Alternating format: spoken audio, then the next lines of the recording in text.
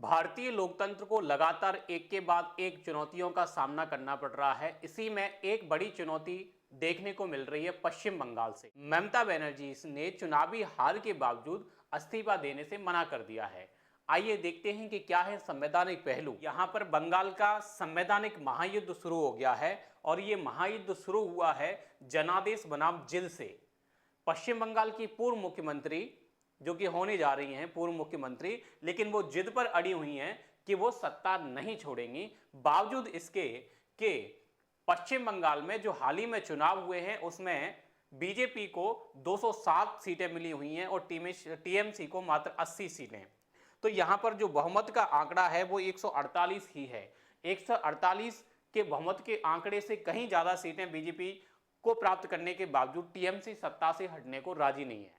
जो मुख्यमंत्री हैं ममता बनर्जी ने उन्होंने कहा है कि बर्खास्त करो, इस्तीफा नहीं दूंगी, जनादेश लूटा गया है, हम अपनी लड़ाई जारी रखेंगे। जी हां दोस्तों, तो ममता बनर्जी स्पष्ट कह रही हैं कि वो इस्तीफा नहीं देंगी और उसकी वजह यह है कि ममता बनर्जी का आरोप है कि पश्चिम बंगाल में बड़े स्तर पर जो है वोटों की हेराफेरी हुई है, चुनाव में धांधली हुई है, इस कारण से वो इस्तीफा नहीं देंगी।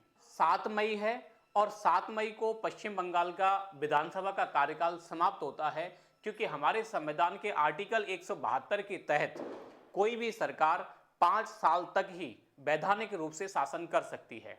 आप देख सकते हैं कि संविधान का अनुच्छेद 172 स्पष्ट रूप से किसी भी राज्य में 5 साल के कार्यकाल को वैधानिकता देता है।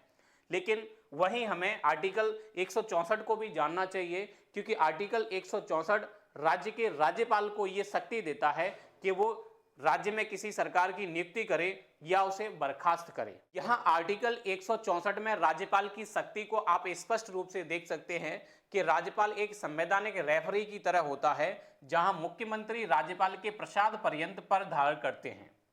राज्यपाल को अधिकार है कि वह बहुमत वाली पार्टी के नेता को सरकार बनाने के लिए आमंत्रित करे। यदि निवर्तमान सीएम इस्तीफा नहीं देते हैं तो राज्यपाल उन्हें बर्खास्त करने का औपचारिक आदेश जारी कर सकता है।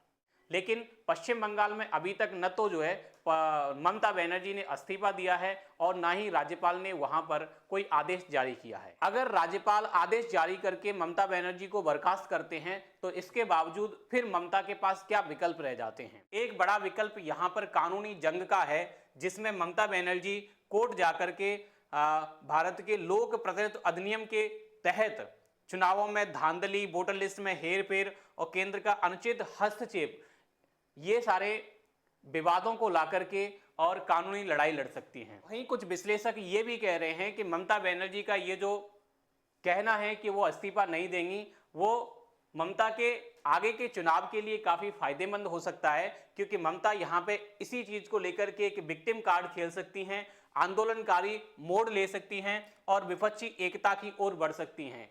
क्योंकि इस प्रकार की संवैधानिक स्थिति और चुनावों में हेराफेरी के आरोप केवल पश्चिम बंगाल में ही नहीं लग रहे हैं, इससे पहले भी जो चुनाव हुए हैं उनमें भी बीजेपी पर बड़े गंभीर आरोप लगते रहे हैं। विक्टिम कार्ड के रूप में लोकतंत्र की हत्या कहकर के ममता बनर्जी अपनी नैतिक विजय घोषित कर सकती हैं, तो वहीं आंदोलनकारी मोड के रूप में पूरे पश्चिम बंगाल में जो है राज्यव्यापी विरोध प्रदर्शन देखने को मिल सकते हैं। विपक्षी एकता का मतलब है कि पूरे देश में जहां बीजेपी का प्रभाव बढ़ता जा रहा है तो उसे कम करने के लिए यह जरूरी है कि विपक्षी पार्टियां ऐसी चीजों को मुद्दा बना करके आगे आएं। अब इस मामले में एक नया मोड़ और देखने को मिल रहा है, जहां ममता बनर्जी ने कहा है कि वे चाहें तो मुझे हटा दें, राष्ट्रपति शासन लगाना है तो लगा दें, जरूरत पड़ी तो मैं अंतर्राष्ट्रीय कोर्ट जाऊंगी। जी हां, अंतर्राष्ट्रीय कोर्ट जाने की बात कर रही है ममता बनर्जी। लेकिन जब विशेषज्ञ इस बात पर अपनी राय रखते हैं तो हम चूंकि एक संप्रभु राष्ट्र हैं और संप्रभु राष्ट्र होने के नाते हमारे आंतरिक मामलों में कोई भी बाहरी शक्ति हस्तक्षेप नहीं कर सकती। अंतर्राष्ट्रीय कोर्ट जो है वो एक अंतर्राष्ट्रीय संस्था है और भारत का चुनाव जो है एक इसका आंतरिक मामला है। इसलिए ये केवल चुनावी बातें हैं, ये केवल जनता को बहलाने के लिए बातें हैं, इनका कोई महत्व नहीं है। संभावित परिदृश्य क्या हो सकता है इस पूरे मामले पर, तो आप देख सकते हैं कि अगर इस्तीफा नहीं दिया तो राज्यपाल उन्हें बर्खास्त कर सकता है और संविधान सम्मत जो है जो सरकार बहुमत में होगी उसको उसके मुख्यमंत्री को चुना जा सकता है। हमारे इस पूरे विश्लेषण का निष्कर्ष ये है कि भारत में लोकतंत्र की एक गंभीर परीक्षा है, जो कि लगातार काफी समय से चल रही है। हम कह सकते हैं कि पश्चिम बंगाल का यह संकट भारतीय संघवाद और लोकतांत्रिक मूल्यों के लिए एक नई चुनौती है। क्या संविधान व्यक्तिगत जिद पर भारी पड़ेगा? बिल्कुल, संविधान ही व्यक्तिगत जिद पर भारी पड़ेगा। ममता बनर्जी चाहे कितना भी जोर लगा लें या कहें कि बहुत बड़ी धांधली हुई है, जब तक ये बहुत ठोस सबूतों के साथ में सिद्ध नहीं हो जाता, तब तक ममता यहां पर जो है आगे नहीं आ सकती। Thank you.